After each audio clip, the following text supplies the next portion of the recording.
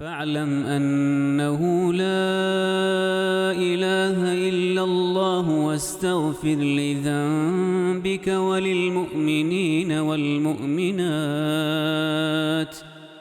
والله يعلم متقلبكم ومثواكم. بسم الله الرحمن الرحيم. الحمد لله رب العالمين، والصلاة والسلام على سيدنا وحبيبنا محمد وعلى آله وأصحابه أجمعين. خۆشەویستان و بەڕێزان، لە زنجیرە باسی بزانەدا بە پێویستی دەزانم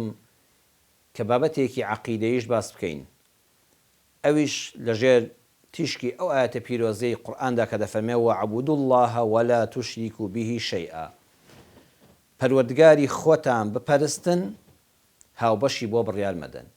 کەواتە ئەوەی کەوا مرۆڤ ڕزگار دەکا بریتە لە دووشت.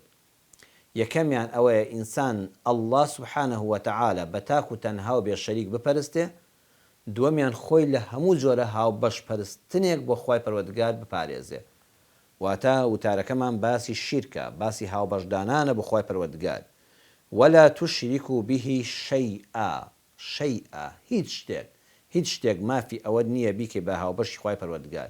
شیرک پێچەوانەی تەوحیدە. تەوحید واتە یەکتاپەرستی، خوا بە یەکگرتن، تەنیا خواپەرستن.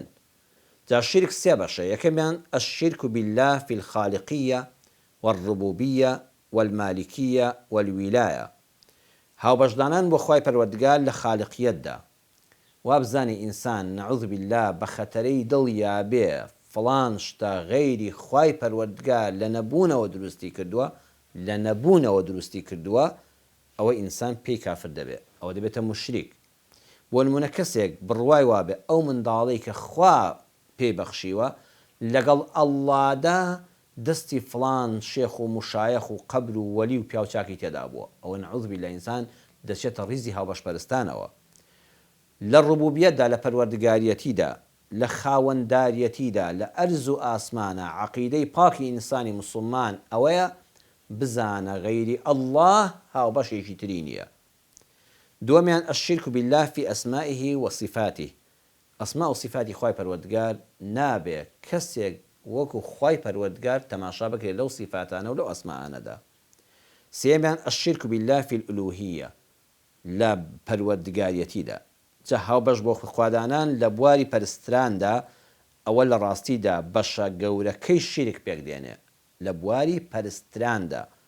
پێغەمبەران مشتومڕیان لەگەڵ بتپەرستان لەسەر ئەم بوارە بوو. تێگڕای پێغەمبەران سەلامی خۆیان لەسەر بێ مشتومڕیان لەگەڵ مشریک و بتپەرستەکاندا لەسەر بواری پەرسترانی خوای پەروەردگار بوو. ئەینا مشریکەکان لە بەدیهێنەریاندا گومانیان نەبوو، دەیانگوو خوای پەروەردگار پەروەردگاری ئێمەیە، خوای گەورە بەدیهێنەری ئێمەیە، ئەوان خوایان ناسیوە. وەکو لە سوڕەتی الزخرف ئاەتی 87 دەفەرمێ وەلئین سەئەلتەهم من خەلەقەهم لەیەقولن الله. ئەگەر پرسیاریان لێ بکرێ چێ ئێوەی دروست کردووە، ئەو بتپەرستانە دەڵێن ئەڵڵا ئێمەی دروست کردووە. هەروەها لە سوڕەتی الزخرف ئاەتی 9 دەفەرمێ وەلئین سەئەلتەهم من خەلەق السەماوات والأرض لەیەقولن خەلەقەهن العەزیز العەلیم. ئەگە پرسیاریان لێ بکرێ لەو بتپەرستانە، لەو هاوبەش پەیداکەرانە بۆ خوا، بڵێن چێ ئاسمانەکان و زەوی دروست کردووە، یەکسەر دەڵێن ئاسمانەکان و زەوی هەمووی خوایەکی زاڵی زانا کە ئەڵڵا دروستی کردووە. ئەوان دەگوت ئەوە هەمووی خوا دروستی کردووە، ئینکاری بوونی خوا ناکرێ. بەڵام دەیانگوت ئەڵڵا کە خالیقە، کە خاوەنە، کە پەروەردگارە، پێویستە لەگەڵ یا هاوبەشێکی هەبێ. ئێمە لە ڕێی ئەم شتانەوە دەگەین بەخوا. جا هەندێک هاتن ڕۆژیان دەپەرست، بەیانیان و ئێواران سوزدان بوو ئەو ڕۆژە دەبێت کە مەخلوقی خوا، ڕۆژیان دەکرد بە هاوبەشی خوا. ڕۆژپەرستەکان ڕۆژپەرستەکان دەڵێن خالق هەر ئەڵڵایە، ئەرز و ئاسمان هەر خوا دروستی کردو، ئێمە خوا دروستی کردوین. نەعوذ بالله بە ئەوە لیان تێک چووە شیرکەکان لەوەدا ڕۆژ دەپەرستن. وازان ڕۆژ چاکە و خراپەی بەدەستە. هەیە ئەستێرە دەپەرستێ، هەیە مانگا دەپەرستێ، هەیە بت و سەنەم دەپەرستێ وەکو ئەوانەی عەرەب، هەیە مشک و جرج دەپەرستێ. ئێستا لە جیهانی ئەمڕۆدا لە سەدەی 21دا لەم ساڵدا بڕۆ بچۆ بە وڵاتی بەریتانیا، خەڵک هەیە معبەدی هەیە، بتەکەیان هێناوە بە زنجیر بەستویان ئەتەوانن نەوەکو یەکە خوایەکە بدزێن. سبحان الله کە ئینسان چی لێ دێ. خوایەکەیان هێناوە لە ناو قەفەسێکیان کردو بە زنجیر بەسراوەتەوە، ئەو ئەدیانەی کە بڕوای وە ئەو بتە خوایە لەگەڵ ئەڵڵادا دەچن سوزدەی بۆ دەبن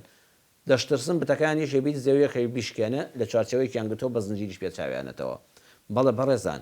ئێستاش خەڵکەیە مشک دەپەرستێ لەسەر زەویدا ئێستاش خەڵکەیە مانگا دەپەرستێ هەڵگەیە سوزدە بۆ ئەستێرە و مانگ ڕۆژ دەبە جا جۆرەکانی پەرستن دوو جۆرن یەکەم لە بواری یاساداناندا کەسێک بڕوای وابێ شەریعەتی خوای پەروەردگار کە بنەمانە گۆڕەکانی قورئان و سونەی پێغەمبەرن صلی الله عليه وسلم شتێکی کەیان لێ زیاد بکرێ یان لێم کەم بکرێ ئەم لەهم شوڕەکاء شەرعوا لەهم من الدین ما لم یأذن به الله لە سوورەتی ئەشوڕا ئاەتی 21 دەفەرمێ ئەوانە کۆمەڵە شەریکێک هاوبەشێک بڕیا دەدەن کە لەگەڵ خوای پەروەردگاردا شتێک کە خوا بڕیاری لێ نەدابێ ئەمان شەریعەت دابنێن واتەی ئینسانی مسلمان دەبێت لە بواری عەقیدەدا خۆی پاک و پوخت کاتەوە ئەو شتانەی کە نەگۆڕن لە ئیسلامدا ثەوابتن دین دایناون هیچ کەسێک مافی ئەوەی نێ لەگەڵ خوای پەروەردگاردا یاسا و حکمڕانی دابنێ جۆری دووەمی شیرکی گەورە ئەوەیە لادان لە دروشمەکانی دین شەعائیر الدین بۆ نمونە کەسێ سوزدە بۆ غەیری خوا بەرێ سوزدە بەس بۆ ئەڵڵا دەبرێت کەسێ سەری نەوی کرد و خستێ سەر زەوی لەبەر قاجی کەسێکە ئەوە شیرکە سوێن بە غەیری خوا بخۆی شتێکت وەکو خوا خۆش بوێ چۆن پشت بە خوا دەبەستی ئەوەندەش ئیعتیمادن لەسەر مەخلووقێکی خوا بێ کەسێک بێ حەیوان بۆ غەیری ئەڵڵا سەربڕی بۆ کەسێک غەیری خوا حەیوان سەربڕی و پێشکەشی بکەی ئەمانە هەموو جۆرەکانی شیرکی گەورن جۆرێکی ترمان هەیە لە شیرکی بچووکە عەبدوڵای کوڕی عەباس دەفەرمێ وەکو لە ئەدەب المفرد ئیمامی بوخاری داهاتۆ بە ژمارە فەرموودەی 783 دەفەرمێت جاء رجل إلى النبي صلى الله عليه وسلم پیاوێک هاتە خزمەت پێغەمبەر صلى الله عليه وسلم فحدثه ببعض الكلام هەندێک قسەی لە خزمەت پێغەمبەر کرد صلى الله عليه وسلم فقال ما شاء الله وشئت وتی ئەگەر خوا حەز بکا و تۆ حەز بکەی پێغەمبەری خوا صلى الله عليه وسلم فەرمووی ئەجعلتنی لله عدلا قل ما شاء الله ئەوە منت کرد بە هاوتای خوا بەس بڵێ خوا حەز بکە کابراوتی ئەگەر خوا حەز بکە و تۆ حەز بکەی واوەکە واوی عەتفی مەخە بپاڵ بڵێ بەس ئەگەر خوا حەز بکە ئەجعلتنی لله عدلا ئەوەش هاوتادانانە بۆ خوا چۆن من کە پێغەمبەری خواشم برتمە ڕیزی خوای پەروەردگارەوە نابێ دەبێ ئاگامان لە عەقیدەی خۆمان بێ ئاگامان لە قسەکانمان بێ پێغەمبەری خوا صلی الله عليه وسلم لە حەدیثێکا کە ئیمام ئەحمەد بە ژمارە فەرموودەی 6072 هێناوێتی و شێخ ئەلبانی دەفەرمێت صحیحە سەروەرمان صلی الله عليه وسلم فەرموویەتی من حلف بغير الله فقد كفر أو أشرك هەر کەسێ سوێند بە غەیری خوا بخوا ئەوە یان کافر بووە یان هاوبەشی بۆ خوا بڕیارداوە بەڵام ئەگەر گوتی سوێن بەسەری فڵان کەس ناخۆم بە درۆ بەڵام ئامادە بوو سوێن بە ئەڵڵا بخوا بە درۆ ئەوە شیرکی گەورەیە کاتێکە کەسێ وتی بەسەری باوکم بەسەری فڵان کەس بە گۆڕی فڵان کەس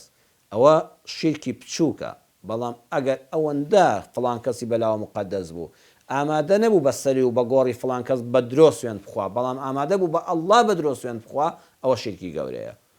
من تعلق شيئا وكل إليه إمام أحمد حديثك روايات كدو بجمع فرموديه 18803 والشيخ الباني فما حديث حسن هر کەسێک پشت بە هەر کەسێک شتێک هەڵبوازێ و پشتی پێ بەسترێ حواڵەی ئەو شتە دەکرێ پێغەمبەری خوا صلی الله عليه وسلم دیسان لە مسند إمام أحمد هاتۆ شێخ البانی دەفەرمێ حدیثەکە صحیحە کە فەرموویەتی إن الرقى والتمائم والتولة شرك ئەم سیانە هاوبەشدانان بۆ خوا هەر کەسێک بڕوای بە نوشتەی خەت و خاڵ و ئەوانە هەبێ ئەها سەیری کەم بەڕێزان هەیە نوشتە بۆ خەڵک دەنووسێ دواتر کە دەیخوێنێەوە سەیری ئێمە نازانی جەبرە هەندەسەیەش زۆر لە زەڕ بە پیتەکان وساون ساد و سین و گۆشەکان کراون و ژمارە دانراوە ئەو جۆرە نوشتە ناشەرعیانە هاوبەشدانانە بۆ خوای پەروەردگار دەبێ هەر نوشتەیەک بنووسرێ ئیلا بە ئاەتی قورئان بنووسرێ و بە جوانی بخوێندرێتەوە بە پاکی هەڵبژیرێ هەر نوشتەیەک کەوا سین و ساد و زەرب و تەقسیم و ناقس و ژمارە و گۆشە و خەت و خاڵی تێدا بوو وێنەی تێدا بوو ئەوەیە کە پێغەمبەری خوا فەرمووی شیرکن هەروەها تەمائیم ناڵەکەر و موروی شین بۆ چاوەزار و ئەوانە کەسێ بڕوای وابوو مناڵەکەی ئەو مویروەشینە لە ملیا بێ لە چاوەزار دەپارێزرێ ئەو ناڵی گوێ درێژە بە خانۆکەیەوە بێت چاوەزارکاری لێ ناکەوت چاوی پیس تەسیری تێناکە هەموو عەقیدە و بیر و باوەڕی خۆی خستووە سەر ئەوە ئەوە جۆرێکە لە هاوبەشپەرستی بەخوای پەروەردگار بەڵام شیرکی ئەزغەرە شیرکی بچووکە وەتیوەلەتە ژنومێر لا یەک خۆشەویستکردن دەمبەستکردن ئەوانی کە نوشتەی ترش و شیرن و نازام چ دەنووسن دەیانوێت ژنومێر یەکتر لای یەکتر خۆشەویستکەن ئەوەش جۆرێکە لە هاوبەش پەیداکردن بۆ خوای پەروەردگار چونکە دڵەکان تەنها بە خوای پەروەردگارەوە بەندن ڕیابازیش جۆرێکە لە شیرک پێغەمبەری خوا صلی الله عليه وسلم لە حەدیثێکی صحیحە کە ئیمام ئەحمەد ڕیواەتی کردو دەفەرمێ إن أخوف ما أخاف عليكم الشرك الأصغر لە هەموو شتێ زیاتر کە من لێی بترسم بۆ ئومەتەکەم ئەوەیە کە شیرکی هەرە بچووک بڕیار بدەن قالوا يا رسول الله وما الشرك الأصغر أي پیغمبری خوا صلی الله عليه وسلم شیرکی هەرە بچووک کامەیە قال الرياء فەرمووی خۆڕانواندن لەبەر چاوی خەڵکە کارێک بکەی مەبەستە ڕەزامەندی خوا نەبێ مەبەستت بەدەستهێنانی ڕەزامەندە و ڕەزامەندی و حەمد و سەنای خەڵک بێ هەر کارێک خالیس تەنها بۆ خوا نەبێ ئەوە شیرکی هەرە بچووکە شیرکی ئەزغەرە لەبەر چاوی خەڵکە جوانتر نوێش بکەی لەبەر چاوی خەڵکە جوان قورئان بخوێنی لەبەر چاوی خەڵکە خێری زۆرتر بکەی ئەگە خەڵک چاوی لێ نەبێ بۆ شێوەیە نەکەی ئەمە شیرکی گەورە نییە ئەمە شیرکی هەرە بچووکە بەڵام خەتەرە لەسەر عەقیدە و بیر و باوەڕ دەبێ ئینسان بەخۆی دابچێتەوە چونکە پێغەمبەری خوا صلی الله عليه وسلم دەفەرمێ لە صحیح مسلمە بە ژمارە فەرموودەی 7400 خوای گەورە لە حەدیثی قودسیە فەرموویەتی أنا أغنى الشركاء عن الشرك فمن عمل لي عملا أشرك فيه غيري فأنا منه بريء خوای پەروەردگار خۆی فەرموویەتی من بێ ئیحتیاجترینی هاوبەشەکانم لە شەریک بۆدانان من زاتێکم پەروەردگاری هەموو جیهانیانم پێویستیم بەوە نییە کەس هاوبەشم بێ پێویستیم بەوە نییە کەس یارمەتیم بدا پێویستیم بە هاوبەشێک نییە هەر کەسێک کار و کردەوەیەکی کرد مەبەستی غەیری ڕەزامەندی خوا بوو کەسێکی تری لەگەڵ منە خوا دەفەرمێ کردە هاوبەش فأنا منه بريء من لەو کەسە بێبەریم ئەوە پەیوەندی بە منەوە نەماوە ئەوە کارەکەی بۆ من نەکردووە جا خۆشەویستان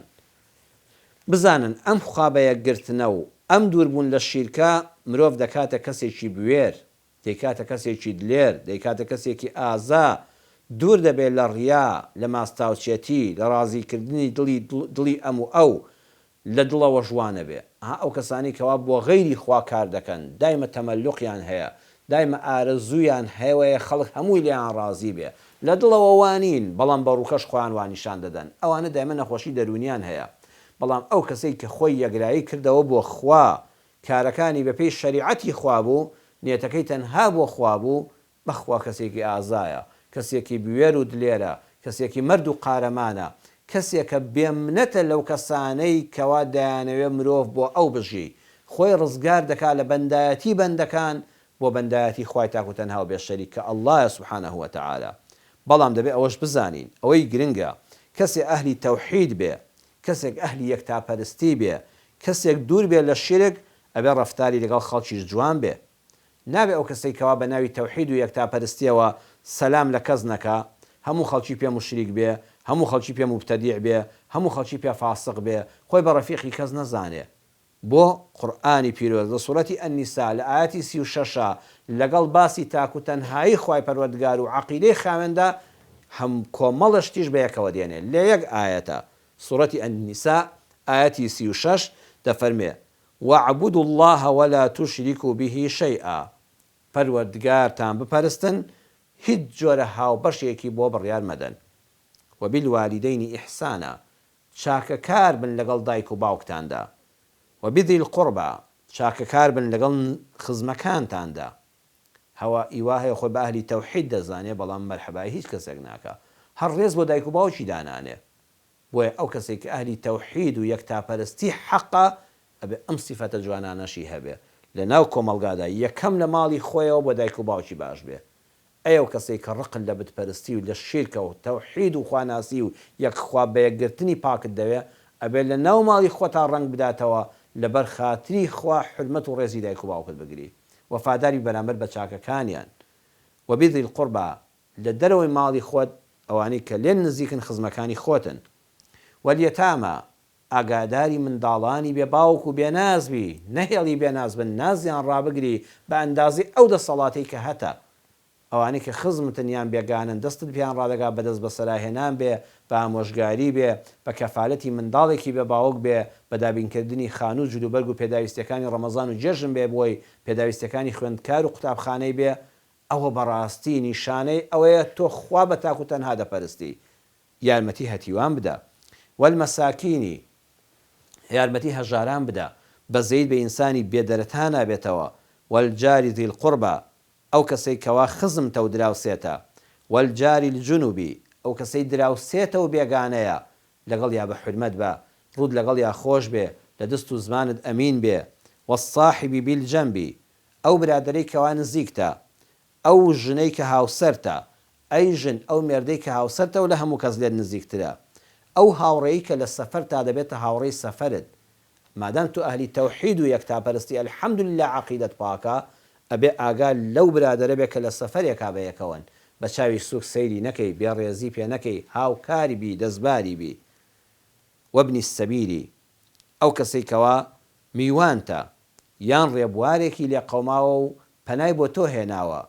یان تۆ دەتوانی پێداویستیەکانی سەفەری بۆ دابین بکەی و لە نەهامەتیەکانی سەفەر ڕزگاریکەی ئەبێ ئاگال لێ بێ. وما مەلەکەت ئەیمانکم ئەوانەی خزمەتکاری ماڵەکانتانن. إن الله لا يحب من كان مختالا فخورا بەڕاستی بە دڵنیاییەوە خوای پەروەردگار ئەو کەسەی خۆش ناوێ کە مختالن. مختال چییە؟ ینی هیچی نییە و خۆی پێشتە و زۆرە هەر هیچی نییە لە هیچی نەبوو شانازی دەکا شانازی دەکا خۆی زۆر پێگەورەیە. فەخۆڕەن یعنی شانازی بەسەر خەڵکا دەکات بەو شتەی کە هەیەی. مختال ئەو کەسەیە هەر هیچی نییە بەڵام خۆی زۆر لا گەورەیە. فەخۆر لە واقعا کۆمەڵە شتی مادی هەیە بەڵام شانازی بەسەر خەڵکا دەکات فەخر دەفرۆشێتەوە. چاو لێ بەڕێزان قورئان چەند وردە ئێمە لە مانگی قورئانە کە قورئان دەخوێنینەوە ئەبێ هەمووی بەیەکەوە تەماشا بکەیت. لە ئەوەڵی ئاەتەکەی سوورەتی ئەنیسا ئاەتی 36 فەرمووی واعبدوا الله ولا تشركوا به شيئا. آخری ئاەتەکە دەفەرمێتی إن الله لا يحب من كان مختالا فخورا. لە ناوەڕاستیشەوە ئاگال لە دایک و باوکت لە خزمەکانت لە هەتیوان لە هەژاران لە بێدەرەتانەکان لە هاوڕێکانت لە دراوسەکانت بێ لە میوانت بێ لە ڕێبواری ڕێگا بێ. بۆیە ئینسان ئەگە ئەهلی عەقیدە و تەوحید و یەکتاپەرستی پاک و پوخت بێ نابێ کەسێکی متەکەبیر بێ نابێ هەموو خەڵکی پێ جەهەنەمی بێ تەنها مافی ئەوەی هەیە بڵێ ئەمە ڕێبازی ڕاست و دروستی تەوحید و یەکتاپەرستیە ئەمەش جۆرەکانی شیرکە بۆتان ڕوون دەکەمەوە بەڵام خۆم لە تۆ بە گەورەتر نازانم بەڵام هەموو کەسی پێ کافر و مبتەدیع و فاسق و فاجر نەبێ ومێدەوارم کە ئینشاء الله وابین ئەو کاتە ڕەحمەتی یەکتاپەرستی کە هەر ئەوەش مای ڕزگار بوونە. قولوا لا إله إلا الله تفلحوا. إنسان أجب براستقينه وتي لا إله إلا الله سرفرازة يا ربي خوا سرفرازي دنيا وقيامت مان كي عقيدة من باكو بخد كي بمان بارزي برحمة ومهرباني خود لهمو جور شركي قورو بشوق. آمين آمين والحمد لله رب العالمين والسلام عليكم ورحمة الله وبركاته. فاعلم أنه لا إله إلا الله واستغفر لذنبك وللمؤمنين والمؤمنات